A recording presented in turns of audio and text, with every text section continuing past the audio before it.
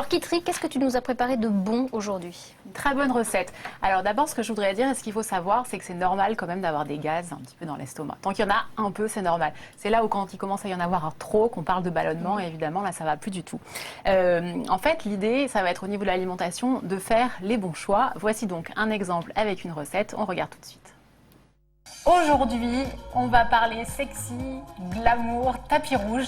Je vous propose quelque chose sur les ballonnements. Alors si vous aussi vous sentir gonflé, ça vous gonfle, je vous rassure, j'ai une technique, je vous propose une recette spéciale ventre plat, un taboulé de quinoa aux herbes fraîches. Pour ce taboulé, il vous faut du quinoa bien sûr, comptez 200 g pour 4 personnes, quelques branches d'herbes fraîches, on a là du persil, de la coriandre et de la menthe, un citron, 2 tomates, un avocat, un peu mûr mais pas trop, et pour finir, comme d'habitude, de l'huile d'olive, du sel et du poivre. On commence par la cuisson du quinoa. C'est assez rapide, il suffit de faire bouillir une casserole d'eau bien salée et de le faire cuire pendant 12 à 15 minutes selon les quinoa et ensuite de l'égoutter. Alors pendant la cuisson du quinoa, on va s'occuper de tailler les autres ingrédients. On va commencer par les herbes. Donc vous prenez vos herbes et juste avant de les hacher, simplement on enlève les petites branches. Et on ne garde idéalement que les feuilles. La même chose avec la menthe. C'est d'ailleurs un peu l'ingrédient indispensable pour un taboulé digne de ce nom, qu'il soit au quinoa ou plus traditionnel avec de la graine de couscous. On va prendre un grand couteau et on va les ciseler. Essayez simplement de ne pas écraser vos herbes pour pas abîmer et faire ressortir tout leur parfum. Il faut vraiment, les herbes fraîches, il faut vraiment, voyez, les ciseler comme ça, doucement. C'est un petit coup à prendre, hein. Au début, c'est pas forcément facile. Voilà, donc on a ciselé les herbes finement, on les met de côté et on va s'attaquer aux tomates. Alors les tomates, c'est des crudités. Les crudités, vous allez me dire, c'est pas forcément génial pour les ballonnements, mais la tomate, c'est aussi un aliment qui est pauvre en FODMAP. Et pour finir, on va faire l'avocat.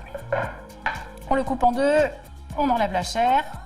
Hop, regardez comme c'est joli, toute cette couleur verte. L'avocat, c'est vraiment un ingrédient magique, c'est plein de bons acides gras et c'est très digeste.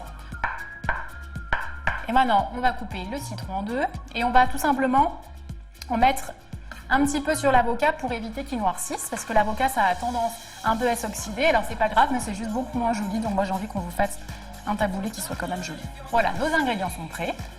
On n'a plus qu'à attendre la fin de la cuisson du quinoa et on va préparer la salade. Le quinoa est prêt, on va l'égoutter. Hop. On va le passer tout de suite dans l'eau froide. Et ensuite, on laisse bien égoutter, parce que si c'est plein d'eau, ça va pas être très bon. Le quinoa est prêt, on va le mettre dans le saladier.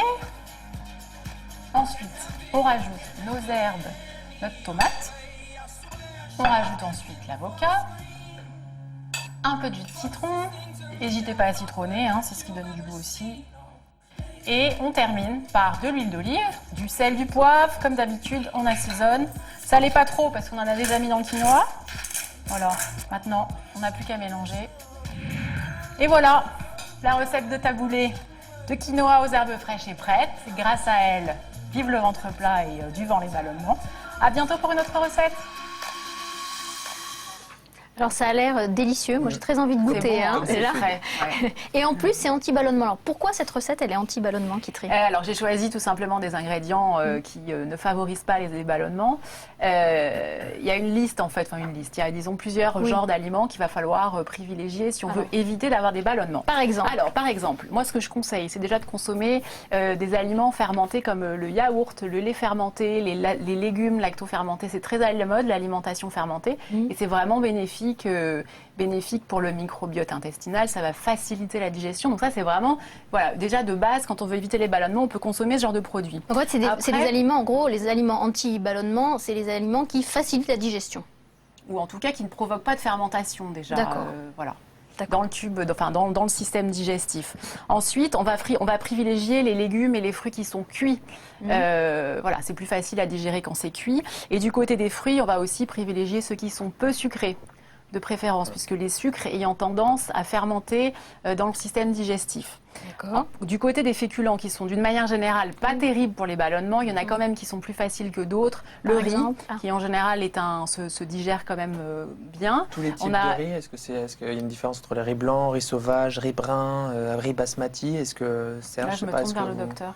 Oui, bien sûr qu'il y a une différence, en particulier sur le transit intestinal. Donc, du coup, la préférence va plutôt vers des aliments qui sont des aliments complets. De manière générale, de toute façon, pour la santé. Le problème du riz, c'est que du riz complet, c'est un petit peu plus difficile à faire cuire, il faut plus de temps, et que là, actuellement, le temps consacré au repas est plutôt de plus en plus court. Mais il vaut mieux du riz que des pâtes. Il vaut mieux du riz que des pâtes. Après, le quinoa, en général, il y a un peu moins de gluten que dans les autres céréales, donc ça se digère bien. Et également, du côté des légumineuses, s'il y en a une qu'on peut conseiller plutôt qu'une autre, c'est les lentilles, à condition de bien les faire tremper avant. Voilà, ça c'est assez digeste. Ça c'est la clé, bien les faire tremper. Oui, il faut bien les faire tremper. Ensuite, on va avoir les aliments pauvres en FODMAP, comme la tomate et l'avocat. Les FODMAP, ce sont des sucres qui, quand ils vont être en contact avec les bactéries digestives, vont avoir tendance à fermenter. Donc ça va créer des petites bulles et donc ça va faire des ballonnements, tout simplement. Voilà. Donc il faut vraiment privilégier les aliments qui en contiennent peu. Alors quoi par exemple? L'avocat, la tomate, le citron, les herbes fraîches qui sont d'ailleurs excellentes pour la digestion, le persil, la coriandre, la menthe, on le voyait d'une manière générale. Les herbes, ça aide vraiment à digérer. Donc ça, c'est à privilégier. Et enfin, ça j'aime bien, c'est tout simple, c'est un petit geste. On voit souvent ça dans les restaurants indiens. Les graines de fenouil, les graines d'anis ou alors la badiane aussi en infusion. Mais à croquer comme ça à la fin d'un repas, ça aide à digérer. Et ça favorise une bonne digestion et donc ça évite les ballonnements. Et ça donne une bonne haleine. Et ça donne une bonne haleine. Tu ne gâches rien. Voilà. N'est-ce pas? Ce qui est important aussi, c'est de manger, on en parlait tout à l'heure, d'être à table, de poser ses couverts, d'être tranquille, de ne pas manger debout en courant dans le métro. On prend un petit moment, on se pose. Voilà, c'est important. Et dernière petite astuce aussi sur ce qui peut favoriser, ce qu'on peut prendre comme ça de manière alimentaire, c'est des cures de charbon. Ça peut être en gélule. Ça absorbe les gaz. Et voilà, et ça c'est plutôt pas mal et en général on a de bons résultats avec ça. Et les aliments vraiment à proscrire? Alors, les aliments à proscrire, c'est toute une liste un petit peu différente. Alors déjà, il faut éviter tout ce qui est gras, riche, lourd à digérer. Alors, haro sur les plats en sauce, haro sur les pâtisseries, les graisses trop cuites, donc tout ce qui est bon. Tout ce qui est bon, en fait. Après, c'est pas grave, sinon vous ballonnez un peu. Bon, en bouche. Voilà, mais seulement en bouche. Non, sinon vous ballonnez un peu, c'est tout, il faut le savoir. Mais on peut se faire un petit peu plaisir quand même de temps en temps.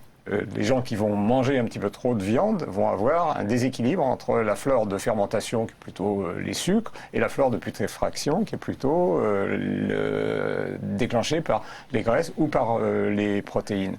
Et les FODMAPs, donc c'est essentiellement des fruits, des légumes, vous en avez parlé, mais de temps en temps, il y a d'autres aliments qui font partie il y a le xylitol aussi, le sorbitol, voilà. tous ces alors, sucres un peu édulcorants. Voilà, mais ça c'est assez amusant parce qu'on disait le chewing-gum ballonne. Alors, c'est vrai que le chewing-gum ballonne et on se disait... Ça fait avaler de l'air aussi. On se disait, voilà, c'est parce qu'on avale de l'air quand on mâche son chewing-gum. On avale de l'air, mais on avale aussi du xylitol, qui est une substance que l'organisme a du mal. C'est aggravant, c'est aussi un FODMAP. Donc il y a deux raisons. Et les crudités, quand on dit les crudités, ça fait gonfler. Est-ce que c'est vrai? Est-ce que c'est faux? Est-ce que ça dépend des crudités? Il faut les éviter d'une manière générale. Enfin, après, on peut en manger un petit peu, parce que sinon vous allez dire on peut plus rien manger. Mais ce qui est cru, disons que les fibres sont dures, c'est plus difficile à digérer et je pense que oui, ça facilite les ballonnements. Il n'y a pas que ça, il y a aussi tout ce qui est féculent, pain, pâtes, pommes de terre blanches. On en parlait tout à l'heure, le riz complet c'est mieux, mais parce que le pain blanc, voilà, dès que c'est complet c'est mieux. Tout ce qui est blanc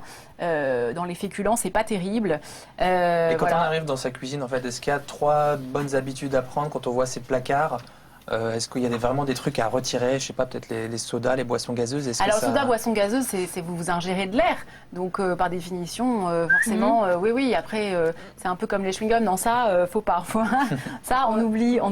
C'est pas des bonnes habitudes. Vous confirmez pas de boisson gazeuse?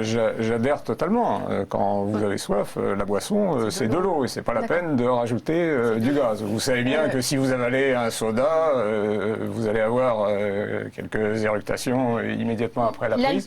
L'alcool, il paraît L'alcool aussi va ralentir la digestion et donc compliquer tout le processus qui va de l'estomac jusqu'au côlon. Et tout à l'heure, quand on disait les fibres, les crudités, si vous prenez des légumes, des fruits qui sont des fruits un peu durs, donc des fibres qui ont du mal à être digérées, que vous ne les avez pas mastiquées, donc elles vont arriver entières au niveau du côlon, et là vous allez avoir une fermentation qui est plus importante. Alors tout à l'heure vous donniez des chiffres, il y a la moyenne c'est à peu près 700 millilitres, donc c'est 3/4 de litres de gaz expulsés en une dizaine de passages. Vous voyez, donc des scientifiques là qui les ont calculés, mais chez des patients parce que je dis patients parce qu'en fait ils viennent nous consulter, certains vont avoir jusqu'à 4-5 litres de gaz qu'il faut éliminer. Donc vous imaginez, c'est un véritable ballon, 4-5 litres. La moyenne, gardez comme chiffre 700 millilitres par jour. Et les produits sucrés et raffinés, est-ce que c'est vraiment mauvais pour tout ce qui est ballonnement, tout ce qui est très raffiné, quoi, les viennoiseries, les pâtisseries, les biscuits, pour la glycémie, on se bat, vous savez, on essaye de donner une information qui est une information claire, intelligible pour le public. Alors il y avait le bon, le mauvais cholestérol, le bon, le mauvais sucre, et là aussi pour les céréales, pour le pain. Essentiellement en France, on mange de la baguette. C'est probablement pas ce qu'il faudrait faire. Le pain au levain est préférable, le pain complet est bien meilleur, mais les Français, la moyenne, c'est 150 grammes de baguettes par jour pour l'ensemble de la population. Alors on parle de ce qu'il y a aussi autour de l'alimentation. Nos grands-parents faisaient la promenade digestive. Christophe, est-ce que tu valides ça? Est-ce que c'est bien ou est-ce que c'est une idée reçue? Non, c'est pas très efficace. C'est très recommandé, c'est ce que l'on va voir d'ailleurs dans le sujet dont on va parler juste après. Mais effectivement, je pense que si on ne parle pas de sport, on parle en tout cas d'activité physique ou de mobilité. Même de promenade, même juste de marcher. Effectivement, parce que on va voir qu'il y a plein d'impacts sur les problèmes de ballonnement ou de digestion, mais ne serait-ce que le fait de respirer, de s'oxygéner, de favoriser le transit, de toute façon, c'est bon. Parce que marcher, ça favorise un bon transit, ça aide à rester dynamique. C'est important. Pas de sieste après le repas, quoi. La sieste post-prandiale et non. D'abord, on dit qu'il y a toujours la période post-prandiale, effectivement, qui est la sortie de table, où on doit marcher avant, effectivement, de stagner et de s'arrêter.